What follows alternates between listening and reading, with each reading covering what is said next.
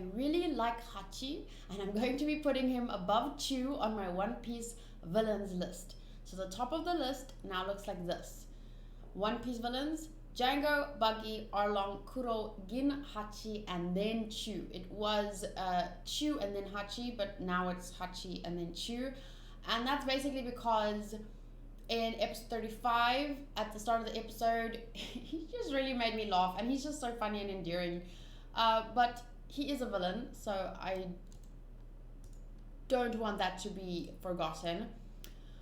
Once again, I would just like to reiterate that the list does not mean I approve of these villains' behavior. It's just listing which characters that are identified as villains in One Piece do I find most interesting. Why did you just go green?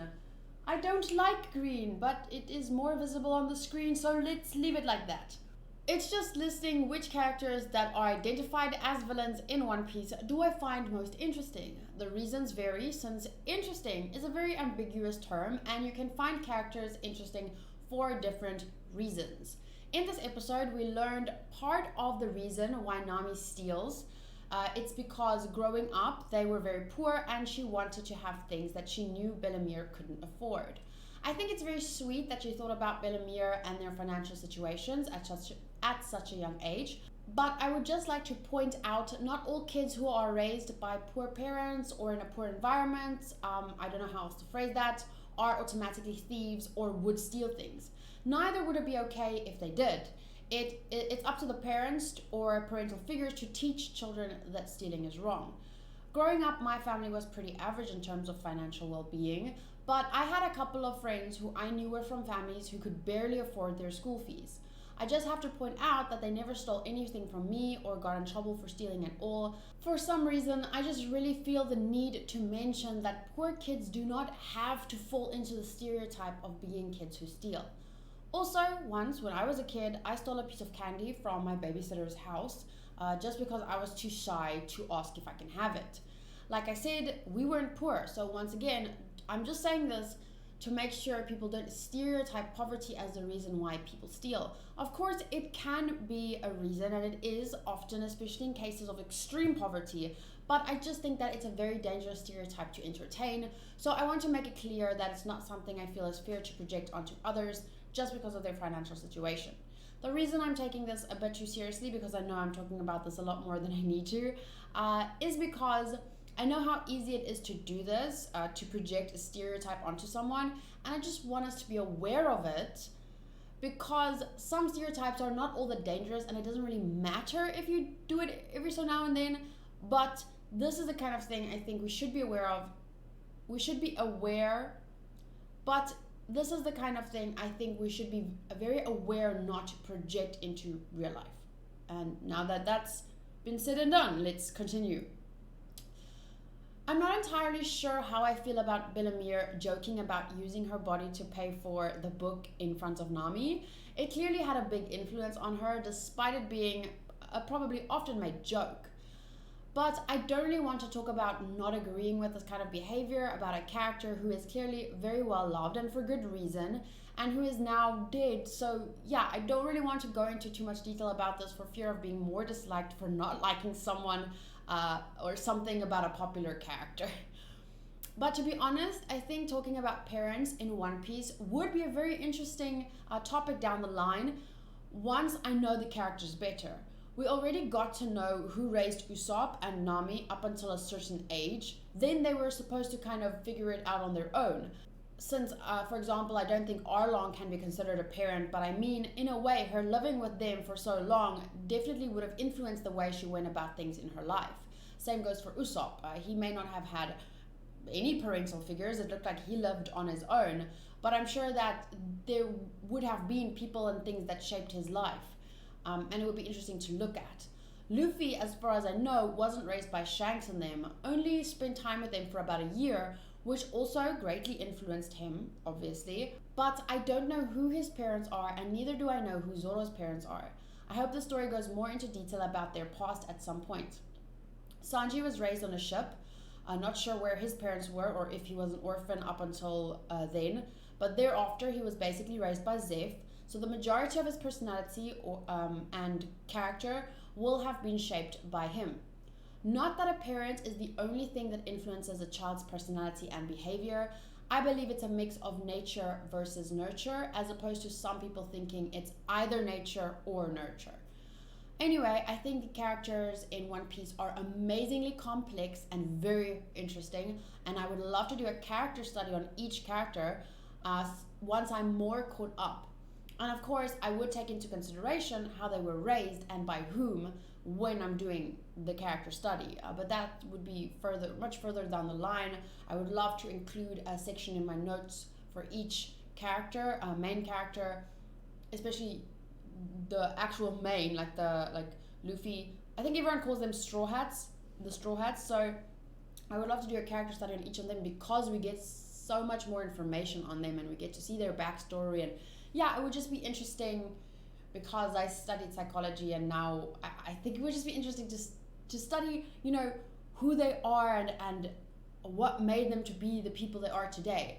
They're not real people, but that's the point of literature. We do character studies, we do literature studies. It's fun, and it's the kind of person that I am. I think it would be fun to do this in the future.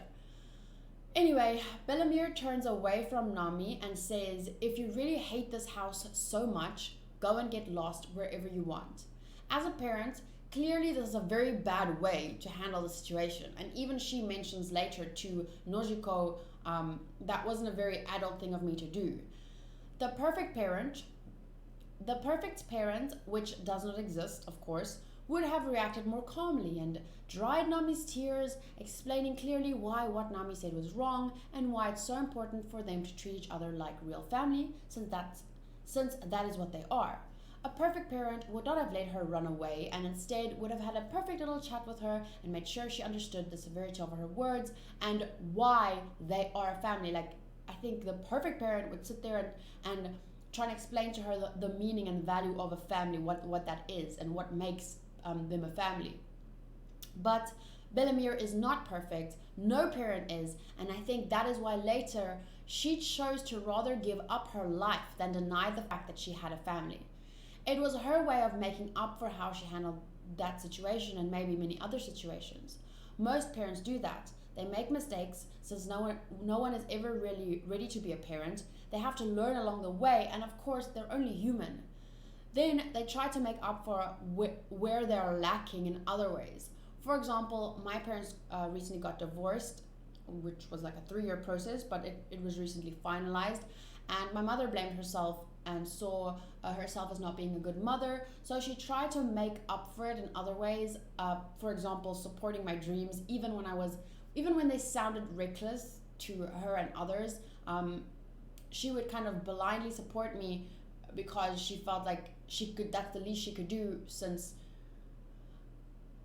she broke up our family. I do it like this because obviously it's way more complex than that. Why do you do that? What I'm trying to say is that despite Bellemere's mistakes, she too tried to make up for them in a way that makes her very human, very relatable, and I finally understand now. I didn't understand while watching the episode why she chose to rather give up her life than deny, even for a moment, that she had a family. In the reaction during the mid-episode break, I talked about a topic that came up for me, which was disciplining kids using physical punishment.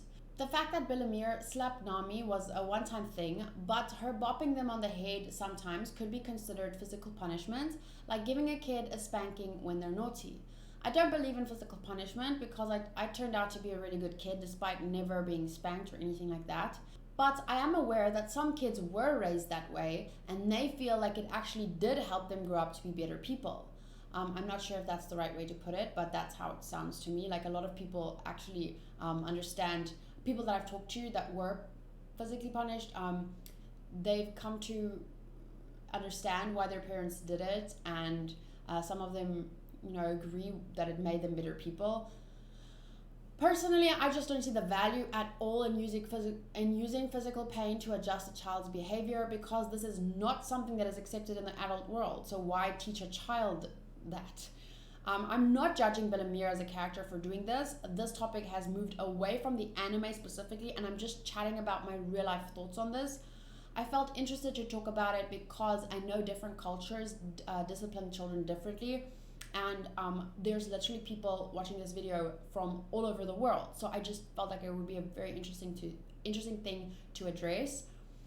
One of my patrons talked to me about being raised by Indian parents and how they were beat up and locked up by their father because they didn't maintain their notebooks for homework.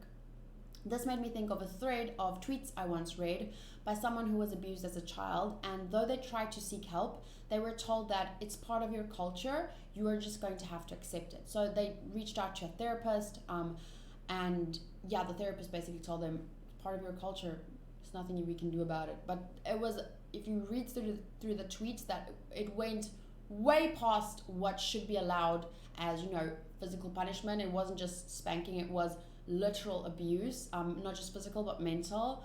If you want to read more about it and read that thread, you can just click on my notes. It should be in the description of the video, the link to my notes, and then here on about page 18 of 27, there's this link that you can read the tweets there. Anyway, this is another one of those topics that we can discuss for hours, write many books about, and never really come to any specific correct conclusion.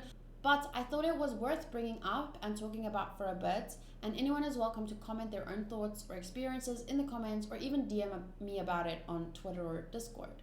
There's a scene showcasing the town's little market, which I found to be very sweet. This may be giving us an idea about Kokoyashi Village's method of commerce that I will talk about more at the end of the episode, and at the end of the episode notes, I mean. When Gen is telling Nami about Belamir's past, he mentions this quote. It's in air quotes in the anime, so I'm assuming it's something Belamir told him. Pirates who kill innocent people are unforgivable. The distinction that it makes between pirates who kill innocent people and not just saying pirates who kill are unforgivable is very important to the story in general, I think. Well, the distinction is very important to me. That's why I got so worked up about Nami judging Luffy just for being a pirate when she first met him. Once again, I understand why she did now, so please don't explain it again, but still, I'm saying this is the reason why I didn't agree with her actions back then, because I believe it's an important distinction to make. It's not pirates are unforgivable, and it's not even pirates who kill are unforgivable. The phrase is, pirates who kill innocent people are unforgivable. So it's not just, you can't just say, oh, you're a pirate, or in anything in life. You can't just say, oh, that guy's this, so that means they're a bad person because I know other people like this who are bad people. Like, I just feel that distinction is very, very important. It's important to make in life, and not just in this anime, of course, in real life. We need to be able to make distinctions between what is right and what is wrong, and then situations and people that would generally be considered wrong. You need to be able to understand that morality isn't black and white. I've actually had that said to me a couple of times, that morality isn't all black and white, but that's not a phrase that you say when you want someone to see something you see as moral. Like that's not what you say to someone that thinks the same thing that you think is moral is not moral. That's something you say to someone who doesn't think about morality and just says right or wrong. So I get really frustrated when people tell me, morality isn't black and white, because I think about it at lengths. I think about it a lot, and I give reasons. If I do decide, well, I think this is wrong, these are my reasons. So I get really frustrated when people use the excuse like, but morality isn't black and white, when they've come to the conclusion that, like, okay, I'll excuse this character's behavior for these reasons, and that's their conclusion. And then just because I came to a different conclusion, but I did think about it, they just say, well, your sense of you're too black and white about this, but you should be able to think about it, but that doesn't mean that the conclusion you come to is right. Like, you still need to come to a black and white conclusion, because if there isn't, at least to some, because if you can think about it but you can't come to a conclusion at the end of the day, that just means that there are people that do wrong things that will be able to keep doing those wrong things forever, because no one's able to come to a conclusion about whether what they did is right or wrong. That is so complex, and I am sure I can phrase it differently, but I didn't write about it further in my notes, and this is why I write my notes, because I talk and talk and talk, and I just feel like there's a better way to say it. I hope that you guys understand. But for now, I'm gonna continue. We'll talk about it at a later point in the anime, because I'm sure that the anime will deal with a lot more situations where, you know, we have to talk about whether something is right or wrong. This phrase is important, but also it's restricting in a way, and the phrase was, just to remind you, pirates who kill innocent people are unforgivable. I'm pretty sure, for example, that Zef had killed innocent people in his life. After all, he was almost going to let his men kill Sanji. So if we applied this phrase to the situation, Zef wouldn't be a forgivable character, technically. But is there anyone who would think that after seeing what Zef did for Sanji? Clearly, that changed his life, and he was not the same person after that experience. So should he still be held accountable for what he did before then? In the real world, probably. But I would not be able to bring myself to do that, because I love Zef. And then I just shared this little visual, and I really love it. And the whole backstory really made me love Bellemere a lot, and Nojiko is so sweet. I can't believe she went through that as a kid and probably still has those memories. Like, Nami was a baby. She doesn't remember any of what happened, but Nojiko does. She went through losing her parents probably during that fight. She found Nami, picked her up, and wandered around a town where people were lying dead all around her. She was picked up by Bellemere. She traveled with Bellemere, got sick, and yeah, I just think wow, she went through all of that. Nami was a cute baby, and she still had that adorable laugh even when she was like 10 or 11. I'm not sure how old she was when Gen told her this whole backstory. Then Arlong came along. So each adult had to buy their life every month for 100,000 billy. Each child cost 50,000 billy. Misushi, one of my patrons, sent me the following image, and it's just what 10,000 billy looks like, 5,000 billy looks like, and 1,000 billy looks like, and then there's a 500 billy penny, 100, 50, 10, 5, and 1. And then it's not contrasted, but compared to the yen. So these are yen notes and yen coins. So yeah, they look almost exactly the same. Misushi, the patron, said, in appearance and denomination, the belly closely resembles the Japanese yen. The characters Yukichi Gaikotsu, Ichiro Kumaguchi, and Hideo Usaguchi portrayed on the belly banknotes are a pun on Hideo Noguchi, Ichio Higuchi, and Fukuzawa Yukichi, portrayed on the corresponding yen banknotes. Gaikotsu, Kuma, and Usa mean skeleton, bear, and rabbit, respectively. So both the appearance and denomination of the belly closely resembles the Japanese yen. Therefore, it is safe to say that Oda based the One Piece currency on the currency of his home country, Japan. So 1 yen equals 1 belly. That means the villagers had to pay 100,000 yen per adult, which could be around $930 for an adult's life. Bellemere would have had to pay around $1,860 each month, and Nami had to collect $930,000 in total for Arlong's deal. So this is just to put some of those numbers into perspective. And yeah, I found it very interesting. Okay, at the end of episode 35, I wondered about how the town would earn enough money to pay Arlong each month. A few of my patrons commented some theories, so I'm going to post my 2 favorite ones here. It's on page 21, so if you guys do want to go read those theories, you are more than welcome to, of course, to just go into my notes and check page 21. But I'm not going to be reading through them right now because my notes are still really long and I don't want this video to be too hard to listen to.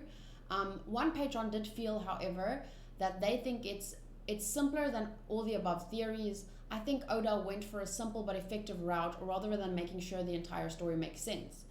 To be honest, I have to disagree with this. I think Oda is too good of a writer to not have had a good explanation. I think the reason is never addressed in the manga is more likely the following reason, and this was a comment from Phantom also on Patreon.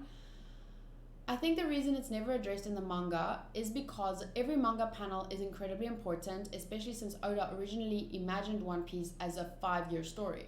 There's just no room for anything that doesn't advance or specifically apply, to the story. Like, it doesn't need to be told.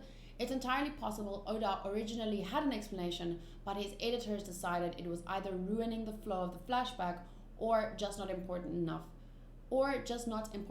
to include.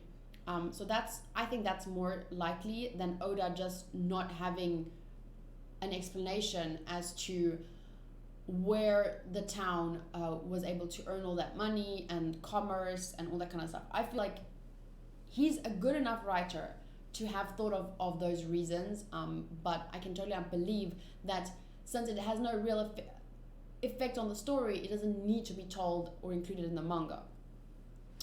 Anyway, if the explanation was never given in the manga, I still enjoy theorizing about things like this. It's really fun. Like, I still, even if Oda never even addressed this, even if he didn't have a reason, it's still fun as viewers, as fans of the show, to think of reasons why this could be. It's part of what I love about anime, which is theorizing. Episode 36, Survive, the mother, Bellemere, and Nami's family. I wonder if Bellemere had shot Arlong when her gun was in his mouth. If she had just shot him with no hesitation or giving him time to destroy her gun, would that bullet have killed him? Probably not, because he caught a bomb in his mouth before, so there's no guarantee it would have killed him if she did shoot, but the gun was lodged in his mouth already, so I'm just curious to know how much damage it would have made if she did shoot him. Like, that's another thing we can just theorize about. I wonder if it would just be like, you know how if someone shoots you with one of those fake BB guns with the plastic bullets, it could hurt you but it couldn't kill you. So I wonder if that shot would have just been like shooting a BB gun in his throat, and it would have just hurt him but not killed him. I just wish she did. She didn't have to hesitate. I don't think it would have saved her, but I don't know. Gen, a quote. This is a quote from Gen. Don't waste your life on something trivial. There are fights without meaning to. This can be solved with money. So that kind of contradicts what I just said. Like, she shouldn't have shot him because don't waste your life on something trivial. And even though she did give up her life later, it definitely wasn't for something trivial. I really love and respect Gen as a character for the lengths he went to help Bellemere and the kids, and just for how much he cared for the whole town. The things he said too, it all just makes me really like him a lot. I also really love Bellemere after doing my notes in the last episode and coming to understand her actions a bit more. And then I thought about the list of characters that I love from One Piece. It's a shorter list because I don't include all the characters. I just include the ones that I actually really like. So the list used to look like this: Zoro, Luffy, Usopp, Zeph, and Mihawk. And then I decided, okay, I'm going to add Gen and Bellemere, but I'm also going to add Nojiko and Nami. And now the revised list looks like this: Zoro, Luffy, Usopp, Zeph, Mihawk, Gen, Bellemere, Nojiko, Nami. Although Zoro and Luffy, they're interchangeable. Like, 1 minute it's Luffy Zoro, the next minute it's Zoro Luffy. I love them both a lot. So there we go. Now, this is a quote by Bellemere that I really, really love. Don't lose to anyone. Girls have to be strong too. It doesn't matter if you're not complimented. Don't hate the era you were born into. And always remember the strength to continue laughing. That is an absolutely beautiful quote, and I love it, and it should be printed on a poster and hung up. Okay, I think this is quite a revealing scene. This is Nami screaming for help when Hachi grabbed her. She asks for help and then immediately sees this. The other shark guy chopping gain up after she asked for help. She was faced with someone she loves getting seriously hurt just because they tried to help her. You can see by her reaction, this expression, she saw it happen, and maybe, I almost want to say definitely, and yes, the answer is definitely, because you'll see later, this is why it was so hard for her to ask Luffy's help. She knew what Arlong is capable of, and she didn't want to see someone she had grown to care for also get hurt, because she asked for help. Like, she doesn't want to see that happen because of her asking. That's probably why she was so adamant that Luffy and them leave the island. She wasn't sure that they could defeat Arlong at that point, but when all the people from the village were on their way to sacrifice their lives, she couldn't not ask for help any longer. She loved them too much. Here's another quote from Bellemere. As long as you continue living, good things will come your way. That's really beautiful, and that's another, like, that is something I would tattoo on my body if I didn't already have a text tattoo on my back. And I don't want and I also have like a small written tattoo here, so I don't want all the tattoos that I ever get to just be words. I eventually want pictures that mean things, but I don't think I'd ever get another tattoo because well, I never say never, you know, I have my reasons. Okay, I just noticed this while editing. Nami is sitting there in front of Bellemere's grave, and she says, if I ask for their help, they'll just get hurt. So that kind of confirms the little theory that I came up with here. Basically, it just confirms here, gets confirmed here. So I think I was right about that scene where she asked for help and Gin got hurt. She saw it and it left a big impression on her, which is why she didn't want to ask for help again. A question I am left with after watching episode 36 that may just keep me up every night until I find the answer is, why does Gen-san have a pinwheel on his head? It definitely impressed Luffy a lot, and I'm curious too as to why he has a little pinwheel, and if it's just, you know, one of those fun little character designs that Oda is famous for. And I'm definitely seeing Luffy use a new move, Gomu Gomu no Pinwheel or something, during this fight with Arlong. Okay, episode 37 notes. Luffy stands up, end of a broken promise. In this episode, we found out that Arlong sent the Mouse Marine, I keep forgetting his name, to claim Nami's stolen money so that she can't pay him to buy the village. This way, Arlong keeps his promise, gets 2/3 of the money, and and does not have to lose Nami, which is obviously, who is obviously invaluable to him because of her map drawing skills. And then here, I'm just screaming, I knew it! I knew he couldn't be trusted! I figured from the start it's suspicious that he kept saying he would keep his word when clearly he's a bad guy, and why on earth would a bad guy like him keep his promise? By a bad guy like him, I mean that he's not your average run-of-the-mill villain. He's much worse than that. The stuff that he's done up to now, it's not just, you know, someone who stole something because... I just mean he's much worse than Krieg. He's much worse than, obviously, Gin, for example. I knew that him repeating the fact that he wouldn't break his promise was important, and now I see why. It was like a red flag, or it was setting up this betrayal for us viewers. Arlong actually found a loophole in his deal with Nami. Also, can I just say this is the third time we see the Marines portrayed in quite a negative light. First, we got introduced to the Marines through Axehand Morgan, who was a complete dictator, although later we found out why he was the way he was, partly because he was hypnotized by Django, right, I think. And I'm not sure dictator is the right word, but Axehand Morgan definitely wasn't a good guy. Then there was Fullbody, who was a complete asshole. I wouldn't say he was a bad guy, but he definitely didn't do much good for my image of the Marines. And now there's this guy. I'm referring to the Mouse Marine. One could argue that he's not necessarily portrayed as a bad guy, since some people would say he had no choice but to work with Arlong, because otherwise Arlong would just have sunk his ship like he did with the other Marines that came to save Kokoyashi village. But I think the fact that he seems to be taking pleasure in carrying out Arlong's absurd request to confiscate Nami's money is proof enough that he's not a good guy. So conclusively, all I'm saying is that right now the Marines have a pretty bad reputation in my mind. Here is a random thought. Nami has some of the best facial expressions in the anime that I've seen so far. So yeah, this expression and that expression she had before she stabbed Usopp, even in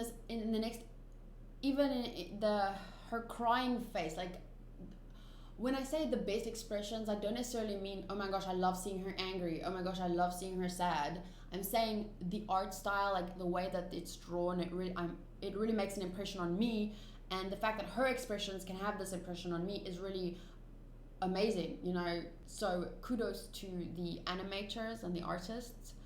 There's one part in the reaction where I look a little bit put off by Sanji when he says he'll be the one to take away all Nami's suffering. I'd like to explain a little bit more about that, since some of my patrons seem to think I was put off because I had thought he meant something different when he said, I'm cherishing this happiness. That's not the part that put me off. It's not like I thought he was happy for Nami's suffering so that he could take it away. It's not what I thought. I replied to someone, I didn't think he meant it was good to see her suffer. I just think it's pretentious to think he's the one that's going to be able to take all her pain away. I'm not even a feminist, and that just sounds cringy to me. Like, really? Sure, because you defeating Arlong is going to take 8 years of suffering away. Okay, Sanji. And not just that, it's the pain of her mother's death. It would have been one thing if he was in love with Nami exclusively, and he wanted to do everything in his power for her and to treasure her and to ease her pain. But the fact that he kind of just falls in love left, right, and center, he's a womanizer, and that makes what he said there less endearing to me and more like, really, you think you can take away all that pain? You think you can make her forget by defeating Arlong, make her forget 8 years of suffering, Bellemere's death, and everything she's been through? To me, that's just, like I said, pretentious. To all the Sanji fans out there, please do not feel a need to defend him. I mean, you can if you want, but this won't change my opinion on or interpretation of what he said. It's not that I'm critiquing his character, I'm just sharing my thoughts on what he said and how I feel about it. It's my personal taste.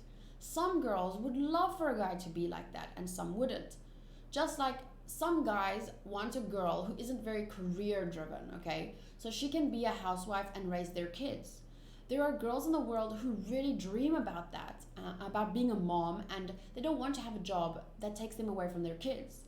So what I'm trying to say is that there's nothing wrong with being a certain way, because there is someone who's going to love you for exactly the way you are. There's nothing wrong with the way that Sanji is. He can fall in love with every single girl if he wants. That's fine. There's girls that love, you know, womanizer guys like that. Some people love Sanji for exactly the way he is. I'm just saying, for me personally, his womanizer side kind of puts me off. But it's like,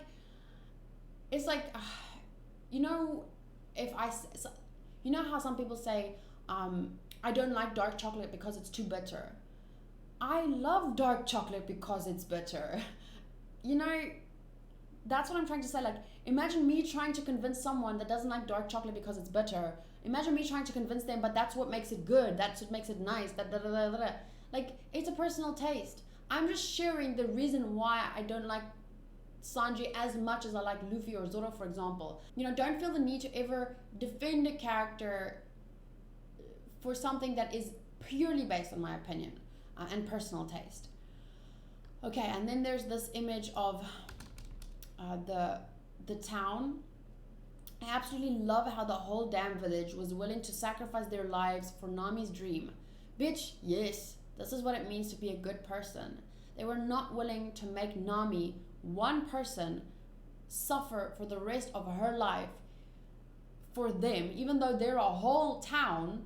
Obviously, it makes sense for some people that one person should, if one person suffers for many, then that's fine. That's utilitarian argument. But there are actually people who think along those lines. And I love this because they were willing to give up their lives just so that what do I say? They were like, we're going to die anyway, and we'd rather die fighting for Nami than live just for her to keep suffering for our sake. Village of the Year award goes to Kokoyashi Village. I love how Nami thinks of the time when Luffy said, "Don't touch my treasure," when referring to his hat, because that scene where he put his hat on her head was so sweet. It really touched her that he was willing to put his treasure on her head. Maybe it was an attempt to comfort her in some way. I really love the idea of that, and Luffy is just so special. So I feel like this is a good time to address something that I already mentioned before. I'll talk about it briefly again, because despite me mentioning it already, there will always be people who comment stuff like this.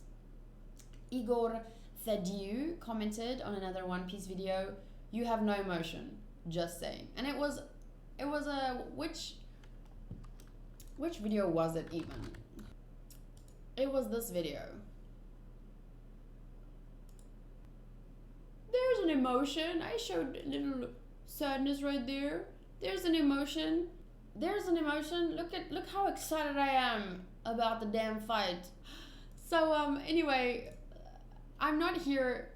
This was a recent comment on another One Piece reaction, and I'm sure I'll get a few more, since this episode was particularly heartbreaking. And oh my gosh, she didn't cry. Sigh. I'm not here to force myself to cry when I don't feel like crying. I'm not here to tell you that I love a character or an anime if I don't. I'm not here to jump up during a fight if I don't feel like jumping up during a fight. I'm here to share my honest reactions and thoughts. I have mentioned before that I don't cry easily. I've only ever cried during one anime, and that was episode 6 of Dororo. I cried a little bit during a few other anime, like 2 or 3 times during Attack on Titan. Only once that I remember, but I think there might have been 1 or 2 other times. I teared up once or twice during Fairy Tail, and definitely during ReZero, teared up, but I didn't cry. Crying to me is like tears running down your face. But that's because I was really deep into the anime and really attached to these characters. This is only the beginning of One Piece. If there are viewers that are just here to see me cry, well, I can't make any promises because I can't fake it. I just want to point out that just because someone doesn't cry doesn't mean that they aren't sad. Of course, I felt sad for Nami. Sad is not even the right word. I felt more like horrified seeing her stab herself over and over again. Horrified, like in a sad way, like of course, like my heart goes out to her. But I don't feel like I need to cry to prove to anyone that I felt that way. But yeah, a lot of patrons actually said that they cried again while watching my reaction of the episode, and that's fine. Like, some people cry more easily than others. I remember saying from very early on while watching One Piece, I'm not an easy crier. So if there are people watching this just because they want to see me cry, I'm gonna say get out now, because I'm not really a crier unless I'm already feeling sad about something else in my life. It's not going to be easy, but I'm also not trying not to cry. It's just how I am. The last thing I want to say about this specific scene is, and the end of this episode actually, is just that once again I am absolutely amazed by Oda's talent for storytelling. So those are my notes on these 3 episodes. I'm now going to export this, import it into the video that I'm editing, quickly cut out parts that don't need to be in, parts where I stumble, those kinds of stuff, and then I'll export the video and upload it as soon as I can. Let me just quickly see something, or I'll show you guys something. Today, my internet speed is, drumroll please, fucking wonderful. My download speed is 22, but my upload speed is 0.64. Do you know how long it would take me to upload a One Piece video with a 0.64 speed? it would take fucking forever. So, because these videos are long, so they're big, so it would just be impossible to upload it with that. So I just want to give a shout out to a few more patrons that help me to buy phone data, because what I'm gonna do is I'm gonna buy phone data to upload this video, because otherwise it would upload for like 24 hours. I don't know how long it would take to upload an hour and a half video with a 0.64 speed. So just a few more shout outs: Emmett Starling, Nader, Loveboobs ZS, Greg Upton, Gandhi D. Just thank you guys so much for being level 4 patrons and helping me to such a big extent, because buying data on your phone is shit expensive, but at least I can upload these videos faster than 24 hours. And that way all of you on YouTube are able to enjoy it. So to my patrons, thank you guys for being there for me. Thank you for making what I do a little bit easier. I really appreciate it. And to everyone that listened to my review up to this point, I really appreciate you guys. I only keep doing my reviews for you. Otherwise, I would have been just as happy to do my notes. But I'm glad that some of you can listen to the review, because I know that's a lot easier for most of you than reading through the notes. Anyway, I hope you guys have a really good week that lies ahead of you. And I'm excited to do the next 2 episodes. I will do 2 and then 2 again. I promise, of course, if I have some extra time, I will do more. But for now, just thank you all, and I'll see you next time.